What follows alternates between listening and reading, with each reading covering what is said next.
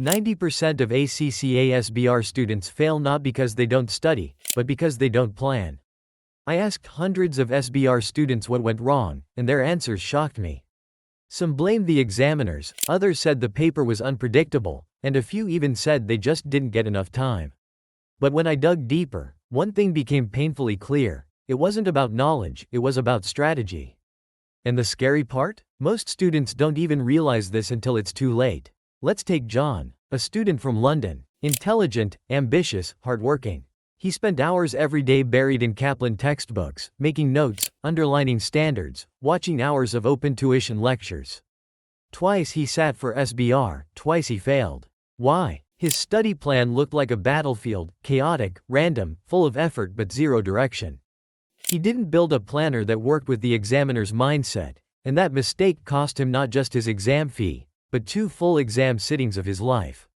And John isn't alone. I've seen Priya from Manchester, who copied someone else's study timetable she found on a random forum. She followed it blindly, thinking consistency was all she needed.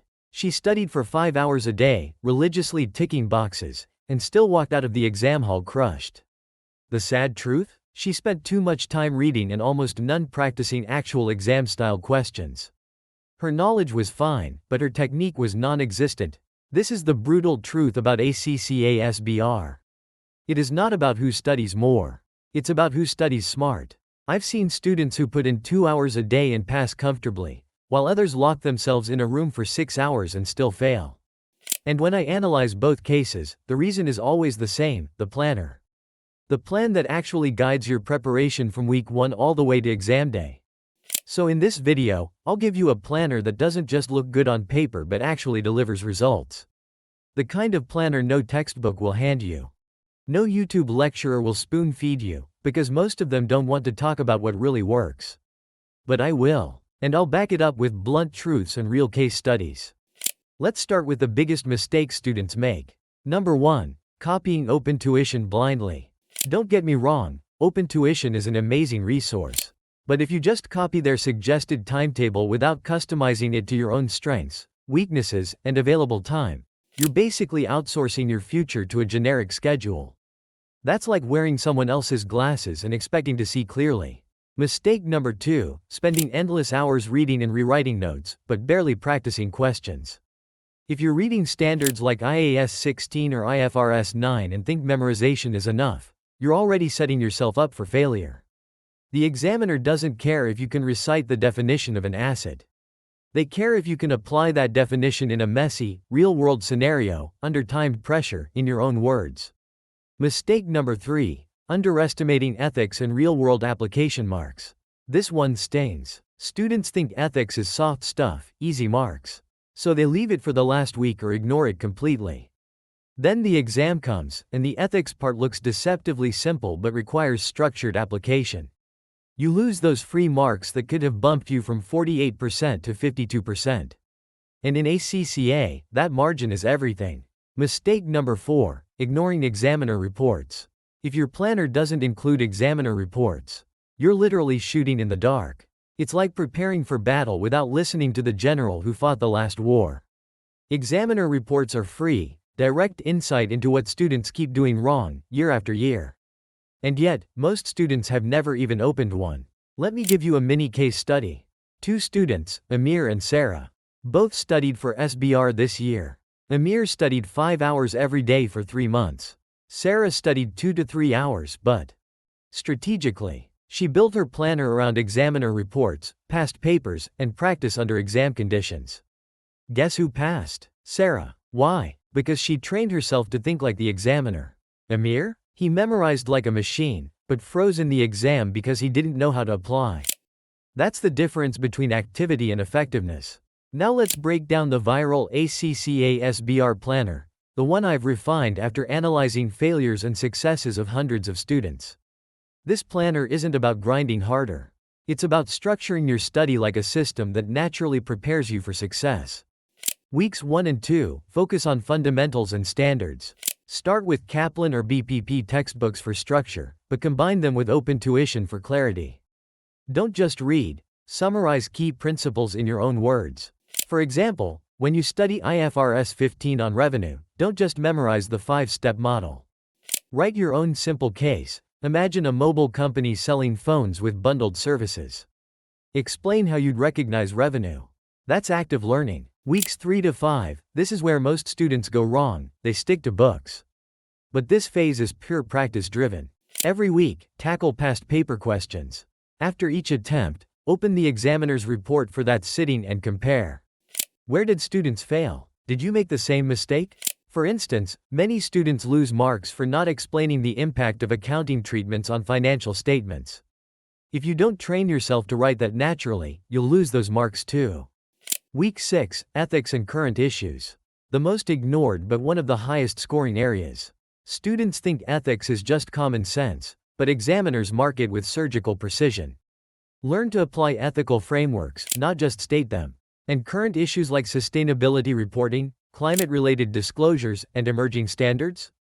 They may only be a small part of the syllabus, but they're exam gold because most students skip them. Weeks 7 and 8, Mock Exams. This is where you simulate the battlefield. Sit with a timer, no distractions, and attempt full past papers. If you're only practicing isolated questions, you're fooling yourself.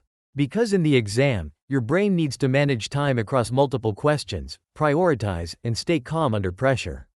Final week, review weak areas only. This is not the time to learn new topics. If you've ignored ethics until now, sorry, you're too late. The last week is for refining. Revising your personal summaries, and practicing tricky areas one last time. Now, 3 things I wish every student knew before SBR. First, ethics are free marks. Don't throw them away. Second, writing skills matter more than technical knowledge. The examiner rewards clarity, structure, and application more than textbook regurgitation. Third, time allocation decides pass or fail. Many students know enough to pass but run out of time. That's the saddest failure because it was preventable. Let's talk about resources no one tells you about. Everyone knows Kaplan and Open Tuition. But the real gems are ACCA technical articles, which are written by examiners themselves. These articles reveal how to handle specific tricky areas like leases, financial instruments, or performance measures. ACCA podcasts are another hidden weapon. They cover case-based applications and examiner insights. And accountability apps? Game changers. If you struggle with consistency, find a study buddy or use an accountability app to keep yourself on track. Here's the blunt truth. If you're only reading Kaplan, you're at least 3 years behind the examiner's mindset. Kaplan gives you the foundation. But examiners' reports, technical articles, and application practice are what bring you to exam level. Let me give you a storytelling example. Meet Ali, a student from Birmingham. He had a full-time job and barely 2 hours a day to study. Everyone told him it was impossible. But Ali built his planner around efficiency.